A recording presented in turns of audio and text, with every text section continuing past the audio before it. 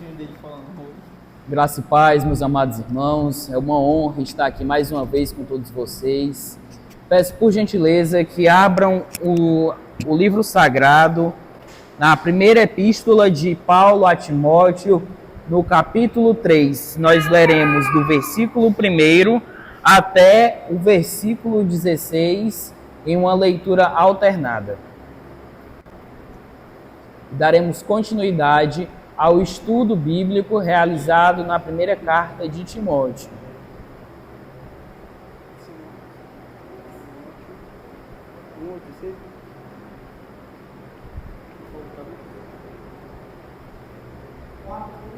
Primeira carta de Timóteo, capítulo 3, a partir do versículo 1.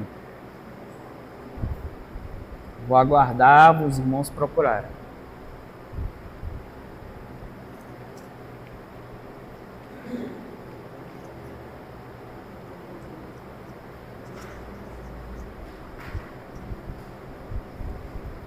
Todos encontraram?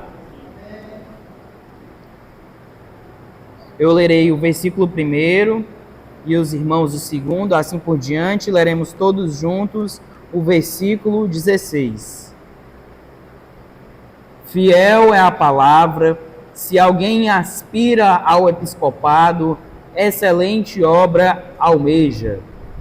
É necessário, portanto, que o bispo seja irrepreensível, esposo de uma só mulher, temperante, sóbrio, modesto, hospitaleiro, apto para ensinar. Não dado ao vinho, não violento, porém cordato, inimigo de contendas, não avarento. E que governe bem a própria casa, criando os filhos sob disciplina, com todo respeito. Pois, se alguém não sabe governar a própria casa, como cuidará da igreja de Deus? Não seja neófito, para não suceder que se ensoberbeça e incorra na condenação do diabo. Pelo contrário, é necessário que ele tenha bom testemunho dos de fora, a fim de não cair no opróbrio e no laço do diabo. Semelhantemente, quanto aos diáconos, é necessário que sejam respeitáveis, de uma só palavra, não inclinados a muito vinho, não cobiçosos de só conservando o mistério da fé com a consciência limpa. Também sejam estes primeiramente experimentados, e se mostrarem De novo, leiam. também sejam estes primeiramente experimentados, e se mostrarem irrepreensíveis, exerçam o diaconato. Da mesma sorte, quanto a mulheres, é necessário que sejam elas respeitáveis, não maldizentes, temperantes e fiéis em tudo. O diácono seja marido de uma só mulher, e governe bem seus filhos e a própria casa. Pois os que desempenharem bem o diaconato alcançam para si mesmos justa preeminência e muita intrepidez na fé e em Cristo Jesus.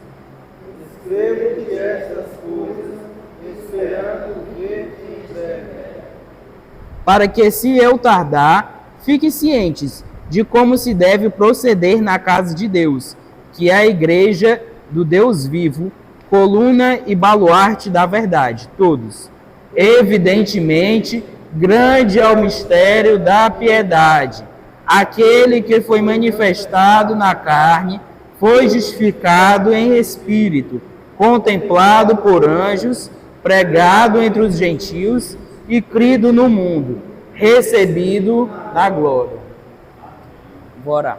Senhor, meu Deus, meu Pai amado, Deus santo, Deus poderoso, mais uma vez, ó Pai, oramos a Ti, clamamos, Senhor, pela Tua misericórdia, Senhor, para que o Senhor fale aos nossos corações por meio da Tua santa palavra, Senhor Deus, Ilumina, ó Pai, a mente de todos que estão aqui presentes para que possam compreender aquilo que já está revelado na Tua palavra, Senhor Deus.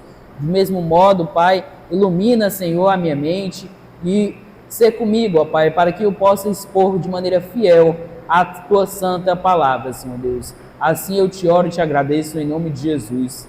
Amém. Meus irmãos, confesso que não foi muito fácil preparar esse texto, nessa pregação. Por quê? Porque é um texto muito complicado. Nós estamos falando de liderança, dos presbíteros, estamos falando também de servos, os diáconos, e tem uma parte do texto que é um pouco complexa, um pouco debatida, que é com relação às mulheres. Nós já vimos um pouco isso na semana passada com o nosso amado irmão Daniel, onde ele fala a respeito do papel da mulher na igreja, e hoje nós vamos aprender isso de forma mais detalhada. O tempo, ele não é muito ao nosso favor, então nós leremos, nós exporemos esse capítulo até onde der. Se der para completarmos este capítulo, amém, louvado seja Deus. Se não der para completar este capítulo, temos a próxima quinta-feira em que podemos trabalhar ele de maneira mais detalhada. Eu deixei um microfone aí porque eu quero fazer na mesma dinâmica da escola bíblica. Se o irmão tiver uma dúvida, levanta a mão e eu vou indicar para quem o microfone deve ir, porque o objetivo aqui não é completar o capítulo. O objetivo aqui é fazer com que todos entendam o que o texto bíblico está sendo dito. Vamos começar a partir do primeiro versículo. Fiel é a palavra. Se alguém aspira o episcopado, excelente obra almeja. Em primeiro lugar, é preciso salientar do que se trata o episcopado. Certamente vocês já ouviram falar em episcopo, presbítero, pastor, supervisor, superintendente. Todas essas nomenclaturas referem-se à mesma função, o mesmo ofício. São termos intercambiáveis que são utilizados no Novo Testamento. Então, às vezes, o apóstolo Paulo vai usar pastor, às vezes ele vai usar bispo, às vezes ele vai usar ancião, às vezes presbítero. Todas essas palavras, inclusive no original está assim, tem esse significado. Presbítero significa ancião. Eram pessoas mais velhas que lideravam comunidades. Bispo, no original é episcopo, significa supervisor. Então, esse ofício dos presbíteros, ele não tem origem a partir do Novo Testamento. A gente vê isso com clareza no Antigo Testamento a respeito da liderança judaica. Como era que era? Os povos do Antigo Testamento eram uma sociedade patriarcal. Então, eram lideradas por um patriarca, um ancião. A gente vê isso na figura de Abraão, de Isaac e de Jacó. E aí, cada patriarca tinha os seus filhos e os seus filhos lideravam as suas próprias famílias. Então, isso foi se estendendo até que veio Moisés e separou o povo por tribo. E aí, cada tribo, ele dividia por príncipes de 100, de 1.000, de 10.000. Por que isso? Que era justamente para poder controlar o povo. Moisés ele não ia conseguir liderar todo aquele povo de maneira sozinha. Então ele constituiu auxiliares. E esses auxiliares geralmente eram pessoas mais velhas, justamente porque geralmente as pessoas mais velhas são mais sábias. A gente sempre sabe que toda regra tem uma exceção, nem sempre todo ancião é sábio e nem sempre todo jovem é tolo. Às vezes temos jovens que são muito mais sábios do que pessoas mais velhas. Então, mas via de regra, essas lideranças eram exercidas por pessoas mais velhas, que eram os anciãos. Então, quando se tinha alguma coisa para ser discutida, eles levavam aos anciãos, eles iam debater o assunto e iam julgar a respeito daquilo. Então, isso se estendeu até mesmo no período de Jesus. Geralmente, alguém poderia ser considerado um mestre da lei a partir dos 30 anos, porque já era considerado velho, maduro o suficiente. Por isso que Jesus, quando foi iniciar o seu ofício pastoral, ele iniciou a partir dos 30. E a gente vê isso também, não somente na Bíblia. Por quê? Porque a Bíblia ela inspirou muito da nossa sociedade. Se a gente for observar, quem são os nossos anciãos? São os senadores. Os senadores são pessoas mais velhas, já pessoas vividas, experienciadas. Então elas foram escolhidas de modo representativo para representar o povo lá no Senado Federal. Então, isso é algo que influenciou até mesmo a nossa cultura. Mas no início da igreja, lá no Novo Testamento, essas pessoas elas tinham algumas responsabilidades. Mas aqui o foco não é nas responsabilidades dos presbíteros, não é na responsabilidade da liderança, mas são características que cada presbítero, cada pastor deve ter. E ele começa dizendo: se alguém almeja ou aspira o episcopado, excelente obra almeja. De fato, é uma obra excelente. Você foi comissionado, eleito, você foi escolhido por Deus, mas eleito pela sua congregação para representar e liderar a igreja. Então, é uma obra excelente. Mas o que a gente percebe aqui é que é importante essa palavrinha aspira, ou seja, é importante que aquela pessoa que quer ser presbítero, ela deseje ser presbítero. Aquela pessoa não pode ser forçada a ser presbítero.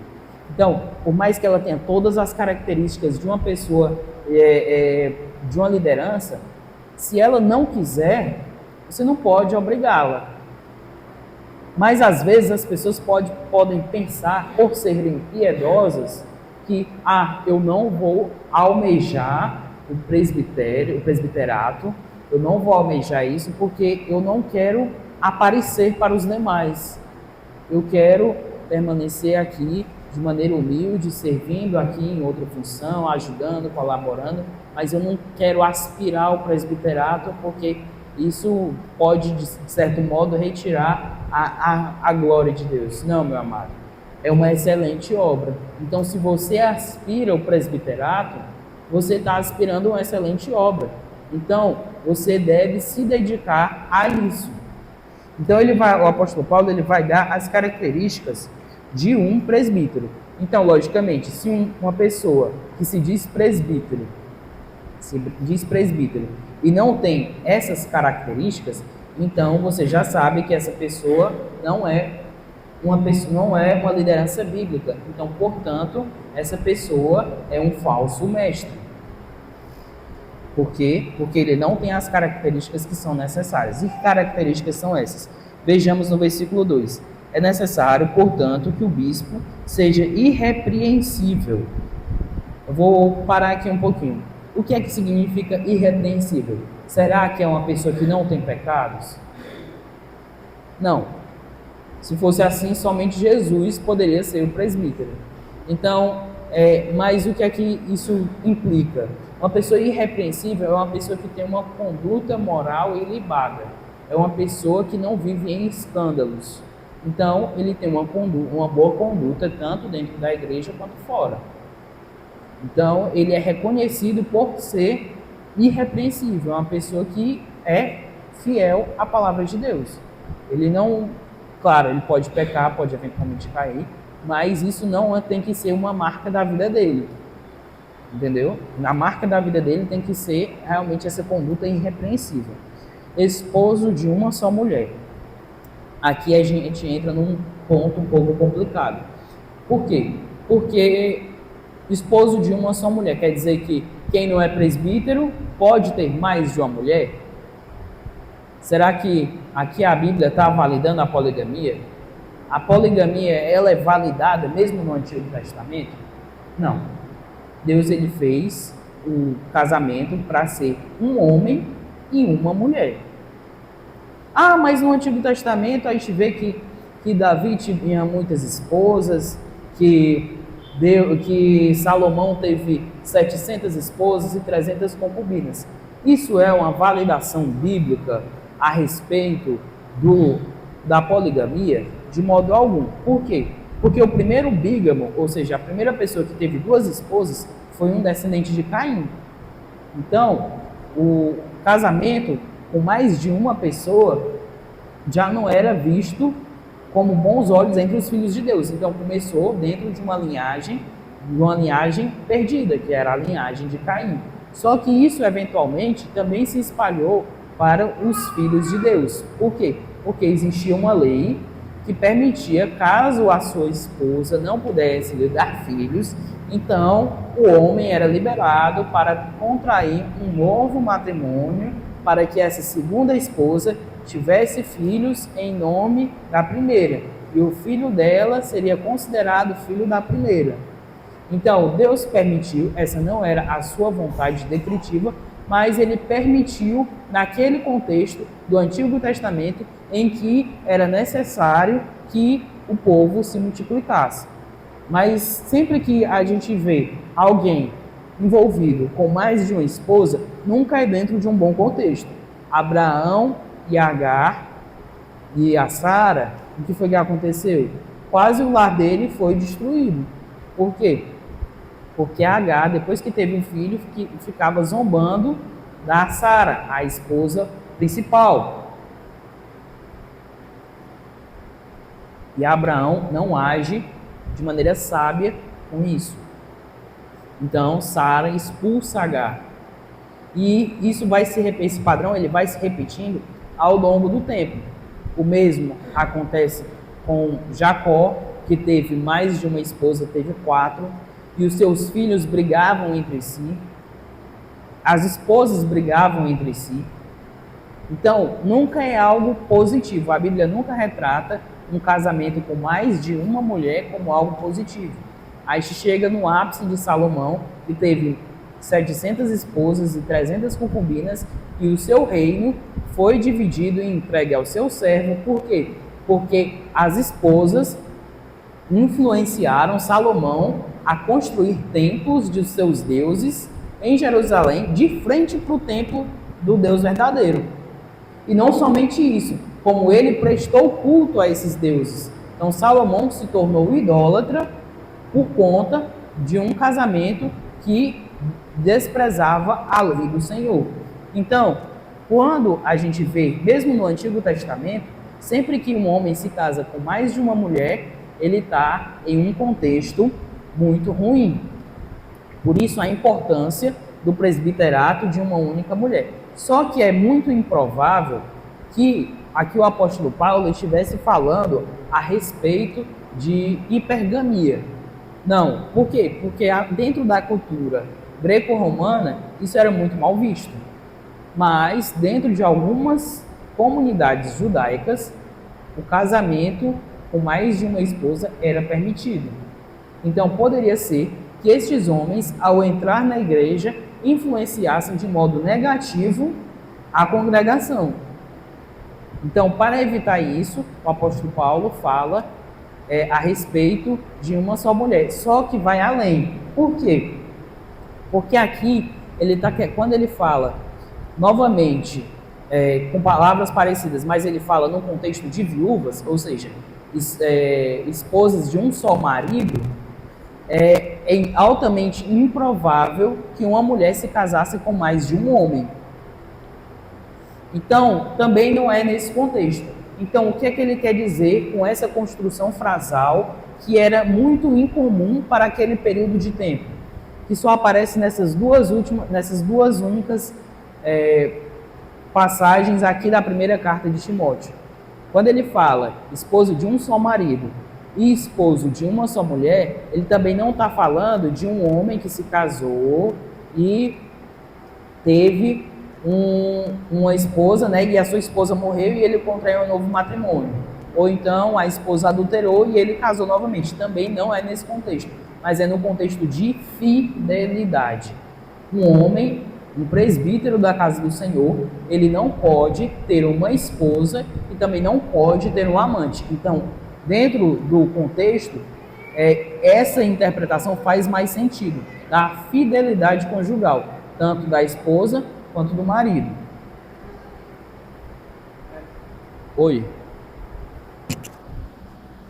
Seria baseado naquela questão sobre ter dois senhores, então, tipo isso, como se fosse a interpretação. Não é como um homem servir a dois senhores, é tipo isso? Não, é mais por conta da questão que Deus, ao criar o homem e a mulher, lá no Gênesis, ele instituiu que o homem sairá da casa do seu pai e se unirá à sua mulher. Então, o casamento que existe dentro da revelação de Deus, ele é um homem e uma mulher. O homem deve ser fiel à sua esposa e a esposa deve ser fiel ao seu marido. E o que mais? Por que o casamento é tão importante? Por que pecados sexuais escandalizam tanto? Porque o casamento, ele representa, ele aponta para o relacionamento de Cristo com a igreja. Então, quando um homem se deita com outro homem como se fosse mulher, e a Bíblia diz que a abominação é justamente por conta disso. Quando também tem um adultério, também é nesse sentido. Por quê? Porque o casamento, ele representa a união de Cristo com a sua igreja. Então, pecados sexuais são muito escandalosos para a gente por conta disso. Então, quando ele fala aqui realmente de uma só mulher, tem a ver assim com dois senhores? Digamos assim, posso chegar nessa interpretação se eu colocar no sentido de que eu negar o que a Escritura está dizendo, automaticamente eu não estou servindo a Deus, entendeu? Mas é uma interpretação bastante difícil e longe. Aí, dentro do contexto, a interpretação mais plausível é a questão da fidelidade. É ser fiel ao presbitério como se fosse num casamento. Fiel a um casamento. Um presbítero fiel, um presbítero bíblico, ele tem que ser fiel dentro do seu casamento. Porque depois ele vai falar que se ele não domina o próprio lar, então como é que ele vai querer liderar a igreja? Do mesmo modo, se ele é um homem adúltero, então que fidelidade ele tem para com Deus para liderar o povo? Entendeu? E aí ele continua, temperante, ou seja, não é uma pessoa que vive com os nervos à flor da pele, sóbrio, ou seja, que não usa entorpecentes, mas que é uma pessoa centrada, modesta, ou seja, uma pessoa que não esbanja. Muitas vezes hoje as pessoas, elas associam a modéstia como a maneira de se vestir. Mas dentro do contexto em que as cartas paulinas, que o Novo Testamento foi escrito, a modéstia estava muito mais relacionada ao fato de esbanjar dinheiro. Claro que a modéstia, ela se inclui nisso, a maneira de se vestir, mas dentro do contexto é mais com relação ao luxo. Hoje não é incomum você olhar para certos ramos da igreja brasileira e você vê pastores com BMWs, Porsche. Será que isso é modesto da parte deles? Não estou dizendo que alguém não possa usar esse tipo de adquirir esse tipo de automóvel. Também não estou dizendo que uma pessoa não pode usar, por exemplo, uma roupa cara, não é isso. O que eu estou querendo dizer é que é muito incompatível você pedir dinheiro para, por exemplo, financiar um missionário enquanto você está usando um relógio de 100 mil reais. Não é compatível. Então, essa questão da modéstia é muito importante. Hospitaleiro, muito importante. Você não só, um presbítero não só deve receber dentro da igreja pessoas de maneira muito bem, mas inclusive dentro do seu próprio lar, se necessário. Tem que ser hospitaleiro, apto para ensinar. Aqui a gente chega numa coisa importante. Por quê? Porque de todas as características de um presbítero, a única que não é exigida para todos os crentes é esta: apto para ensinar.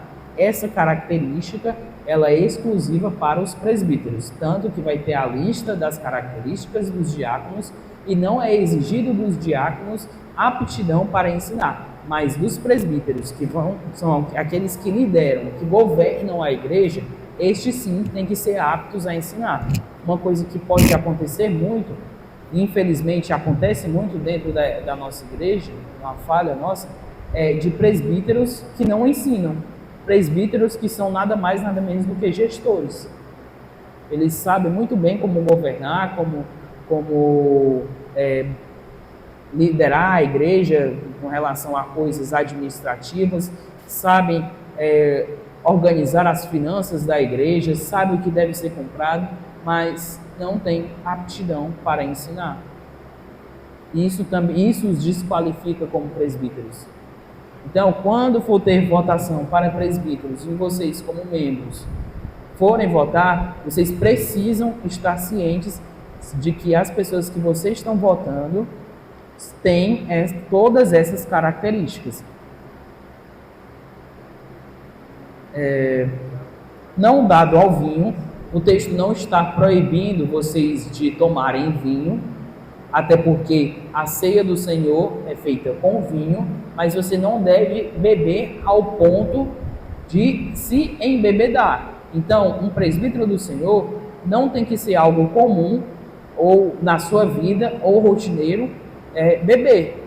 É incompatível. Pode falar. Não é mais questão da embriaguez, não? Sim, então, quando ele fala não dado ao vinho, quer dizer que ele não deve beber rotineiramente. Não, porque tipo assim, questão de rotineiramente, digamos assim, todo dia a pessoa toma um copo de vinho. É questão de não beber em excesso. Não Isso, exato, a dose. Uhum. Você não pode se embriagar. Não dado ao vinho, não violento, porém cordato, inimigo de contendas, não avarento. Existe um pastor que ele era muito relevante na igreja brasileira. E esse homem, infelizmente, ele abdicou do seu ministério pastoral por entender que ele não estava mais qualificado ao ministério pastoral por conta de uma dessas características aqui, a questão do não violento. Ele não chegou a agredir de maneira física membros da igreja, mas a gente sabe que a violência, ela não é só física, ela é mental, ela é psicológica, ela é espiritual. Então, esse pastor, após ser confrontado do seu pecado pelos membros do conselho da sua igreja, por outros presbíteros, ele entendeu que ele não estava mais compatível ao ministério, justamente por conta disso aqui. Ele não exercia isso da não violência. Ele agiu com violência dentro da sua igreja, apesar de não ter agredido de maneira física. Cordato é no mesmo sentido. É uma pessoa que com você consegue falar e ela é calma, entendeu? Ela é mansa. Ela é educada, entendeu? Cordato, inimigo de contendas, não avarento. O que é não avarento? Não apegado ao dinheiro. Também, infelizmente, é uma falha da igreja brasileira. Muitos pastores, muitos presbíteros são sim apegados ao dinheiro. E isso não é algo que começou agora, mas algo que já vinha acontecendo. Nós estamos no versículo 3. Não dado ao vinho, não violento, porém cordato, inimigo de contendas, não avarento. E que governe bem a própria casa, versículo 4. E que governe bem a própria casa, criando os filhos sob disciplina, com todo o respeito. Aqui a gente vê uma coisa importante. Por quê? Porque ele vai falar da família. Isso significa que para ser presbítero, um homem, ele realmente precisa ser casado? Será que ele realmente precisa ter filhos? Não, não é isso que o texto está dizendo. Até porque o próprio apóstolo Paulo e Barnabé não eram casados. E Timóteo também era um presbítero muito jovem. Então por que ele fala a respeito disso? A respeito dos que são casados. Daqueles que têm família, estes sim devem ser avaliados segundo este critério. Os outros, aqueles que são jovens ou que são celibatários, estes serão avaliados pelos outros critérios. Então, para os que são casados, para aqueles que têm família, para estes, esse aqui vale. Que governe bem a própria casa, criando os filhos sob disciplina, com todo respeito. Em Tito, ele vai trazer uma outra qualificação. Por quê? Ele vai trazer que os seus filhos não sejam insubordinados e nem que dado à impureza sexual. Por que isso é importante? Porque mostra o testemunho do presbítero. Se o presbítero é apto a governar o seu lar, ele ensina e disciplina os seus filhos, e se os seus próprios filhos reconhecem que este homem é alguém que eles devem obediência, então ele tem uma qualificação para um presbítero. Agora, se é o contrário, se os seus filhos não obedecem a esse homem, se nem os seus próprios filhos o obedecem, como os outros membros da igreja poderão obedecer? Se ele não é respeitado nem no próprio lar, como pode ser respeitado dentro da igreja? E aí lá no versículo 6 diz, não seja neófito. O que é neófito? Neófito são pessoas novas na fé, são novos convertidos. E por que um novo convertido não tem qualificação para ser presbítero? Por mais que a pessoa seja um prodígio. Mas por que essa pessoa, por mais que seja um prodígio, por ser nova na fé, não deve ser qualificada para o ofício de presbítero?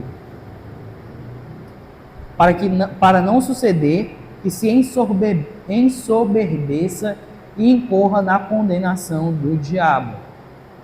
Então, quando as pessoas são novas na fé e são alçadas para um cargo de governo, para um cargo de liderança, um cargo de ensino, elas facilmente podem ser corrompidas pela soberba, pelo orgulho. Então, para que elas não caiam nesse tipo de pecado, é melhor deixar que ela amadureça na fé, amadureça espiritualmente, para que depois ela exerça esse cargo de confiança, esse ofício.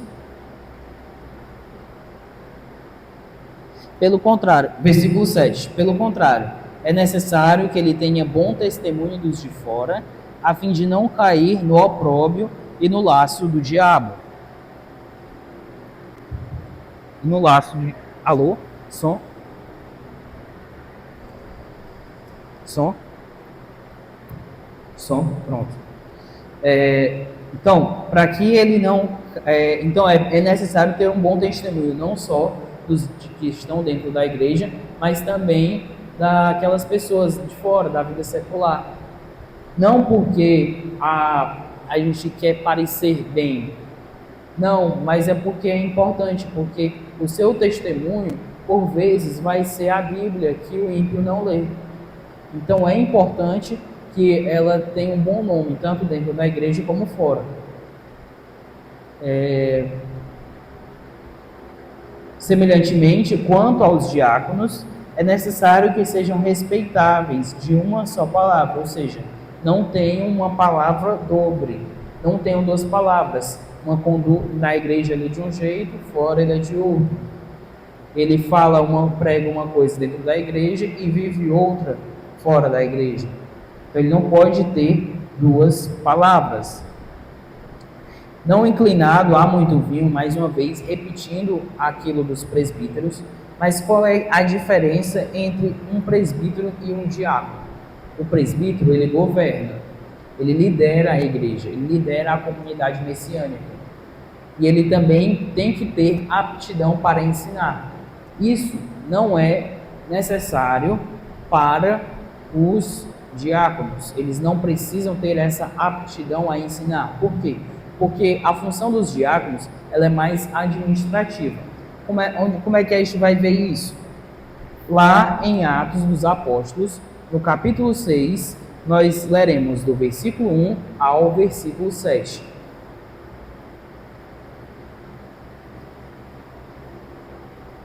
Atos, capítulo 6, versículo 1 ao 7.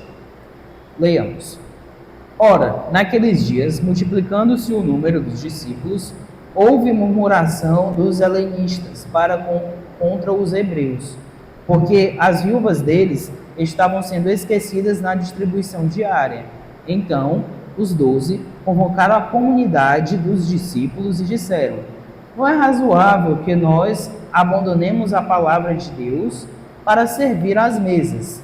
Mas, irmãos, escolhei dentre vós 7 homens de boa reputação, cheios do Espírito e de sabedoria, aos quais encarregaremos deste serviço.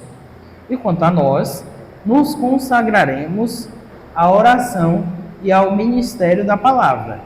O parecer agradou toda a comunidade e elegeram Estevão, homem cheio de fé e do Espírito Santo, Filipe, Prócoro, Nicanor, Timão, Pármenas e Nicolau, prosélito de Antioquia. Apresentaram-nos perante os apóstolos e estes, orando, lhes impuseram as mãos. Crescia a palavra de Deus e em Jerusalém se multiplicava o número dos discípulos. Também muitíssimos sacerdotes obedeciam à fé. Então, a gente vê aqui duas coisas importantes. A primeira é que a liderança da igreja não poderiam interromper as suas orações. Lá no versículo 2, não é razoável que nós abandonemos a palavra de Deus para servir às mesas. Então, a liderança ela tem que se afadigar no estudo da palavra e também com relação às orações. Mas os diáconos, esses poderiam resolver o ministério da piedade, que é descobrir quem está passando por necessidade, ir atrás, resolver problemas que são rotineiros na igreja. Por exemplo, aqui nós temos alguns problemas, por exemplo, no banheiro. Nós temos a Secretaria de Assistência, que é responsável por resolver essas coisas que são administrativas. Não somos diáconos, mas no futuro, quem sabe, são bons nomes que vocês podem estar olhando para votar como futuros diáconos. Por quê? Porque estão se dedicando ao serviço. Diácono significa isso, serve, é um servidor. O diácono, ele serve, ele presta assistência aos necessitados. Se, por exemplo, alguém está passando por uma necessidade, ela pode chegar a um diácono, ou no caso aqui da congregação, a Secretaria de Assistência, e explicar a sua situação, que esses homens, de maneira discreta, irão buscar uma maneira de resolver o seu problema.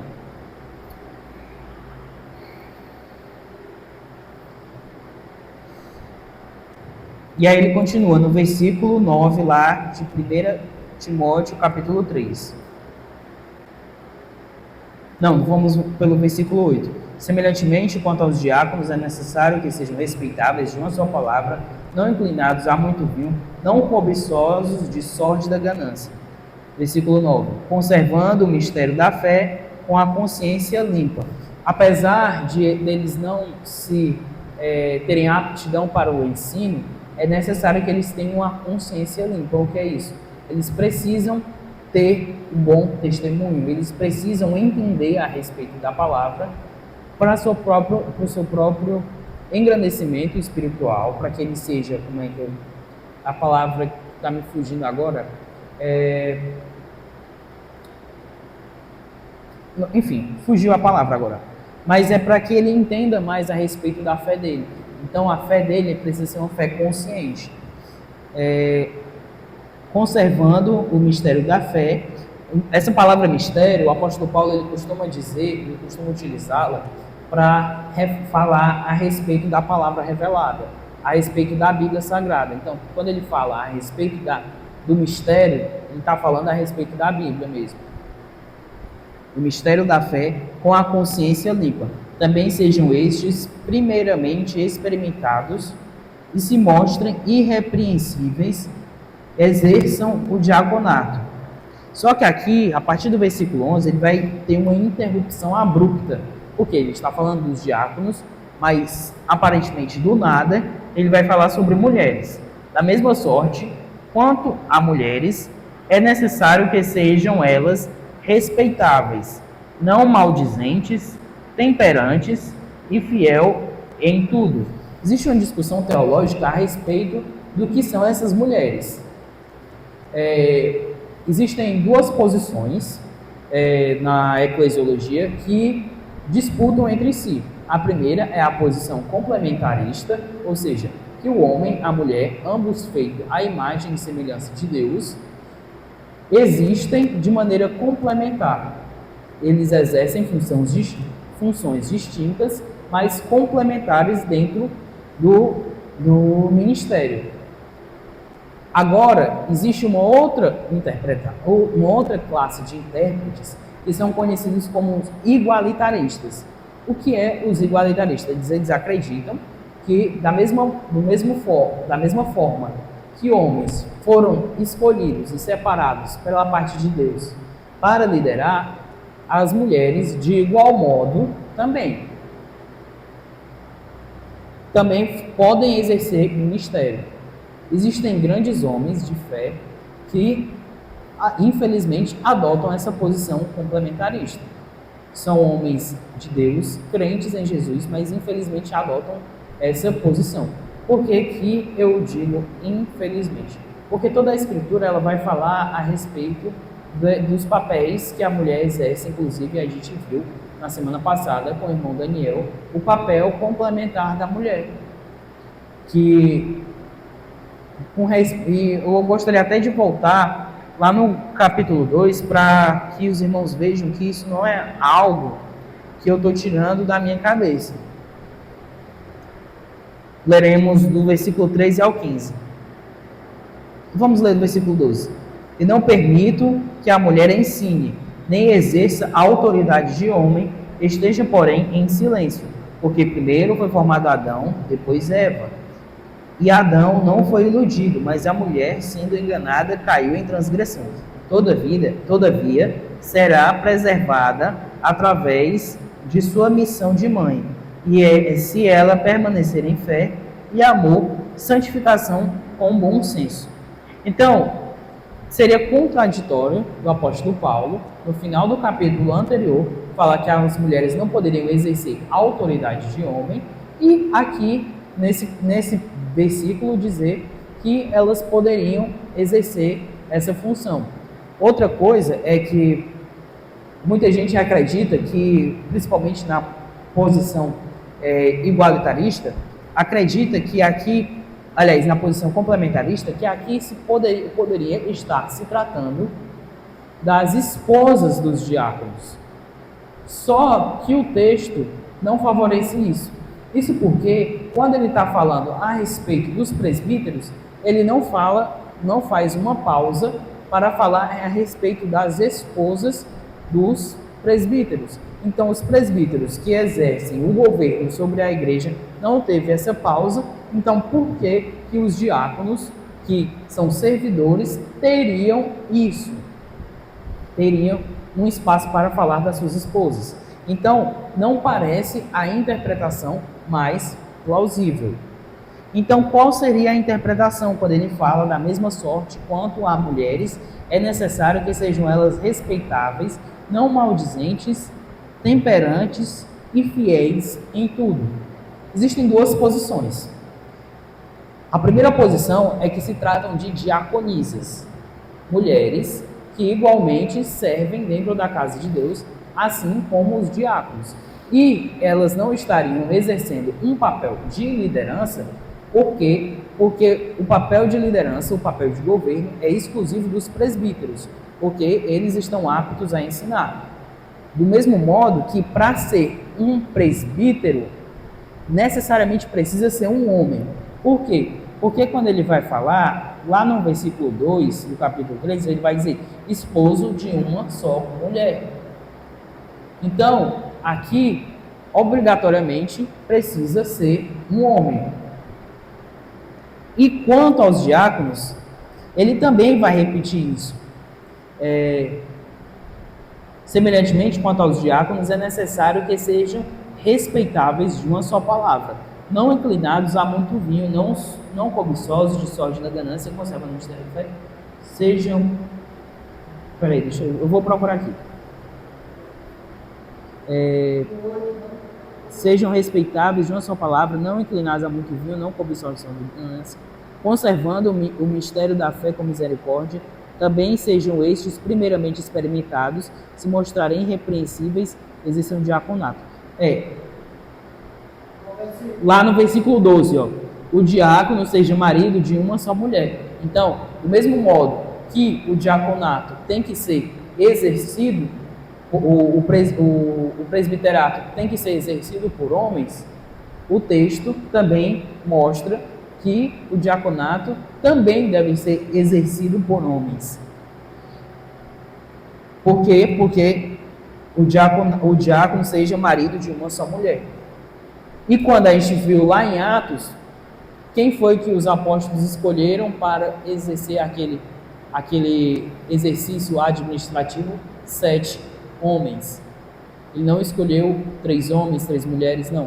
Então, se nesse versículo 11 não está falando nem de diaconisas e nem das esposas dos diáconos, então de quem é que eles estão falando? Quem são essas mulheres que aparecem aqui, aparentemente do nada? São mulheres que auxiliavam no ministério. Elas não exerciam um papel de diácono, mas elas auxiliavam os diáconos dentro da igreja, dentro da comunidade cristã. Então, isso vai até em consonância com aquilo que o irmão Daniel falou, que por mais que as mulheres elas deveriam ficar caladas no culto, não era permitido a elas que elas ensinassem fora do culto, fora do ambiente de culto. Elas poderiam sim ensinar outras mulheres, inclusive no capítulo 5 a gente vai ter isso, as mulheres viúvas ensinando as mais moças, e também ele deu exemplo de uma mulher que ensinou um homem, que, salvo me engano, é Priscila, que ensinou Apolo. Então, então a gente já tem certo. Eram mulheres que ajudavam os diáconos, mas não necessariamente eram suas esposas e nem necessariamente eram diaconisas. Então a gente já sabe quem são essas mulheres. E aí ele continua: pois os que desempenharem bem o diaconato alcançam para si justa preeminência e intrepidez na fé em Cristo. O que é que isso quer dizer? Aqui ele vai dar dois incentivos para que as pessoas procurem exercer também o diaconato, que é a preeminência. O que é isso? Uma pessoa que ela serve bem dentro da igreja, ela passa a ser vista, obrigado, Ângela, ela passa a ser vista com bons olhos pelos demais irmãos. E, em segundo lugar, intrepidez na fé em Cristo Jesus. O que é que isso quer dizer? Significa que por ela estar servindo, por ela estar dentro da necessidade da igreja, por ela estar sempre envolvida, ela acaba aprendendo com a governança, com a liderança, com os presbíteros, e isso acaba por incentivar ela a ter mais confiança em si mesma para expor o evangelho. Então, isso é uma consequência lógica. Quanto mais eu sirvo, mais eu me sinto motivado a querer espalhar o evangelho para o nosso próximo. Eu vou só finalizar aqui, porque o nosso tempo já está se esgotando, aliás, já se esgotou, já era para nós estarmos no nosso período de oração. Eu vou ler rapidinho os versículos 14, 15 e 16. Por quê? Porque é importante. Escrevo-te estas coisas, esperando ir ver-te em breve, para que, se eu tardar, fique cientes de como se deve proceder na casa de Deus, que é a igreja do Deus vivo, coluna e baluarte da verdade. Aqui o versículo 15 é a chave de toda essa carta. Por que que ele escreveu essa carta para Timóteo? Para que Timóteo, e não somente Timóteo, mas toda a igreja, tivesse ciência de como deve agir dentro da igreja, ao escolher bons presbíteros, ao escolher bons diáconos para servir dentro da casa de Deus. E aí ele explica o que é a casa de Deus. É a igreja do Deus vivo, coluna e baluarte da verdade. E aí o versículo 16, a gente tem algo que há discussão a respeito do que é, se era um louvor antigo ou se era uma confissão de fé daquele período. Em todo caso, o apóstolo Paulo, ele trata isso como uma verdade bíblica. Por isso, ele coloca no texto. Evidentemente, grande é o mistério da piedade. Mistério, como eu já falei, se refere a respeito da palavra. E piedade é o serviço.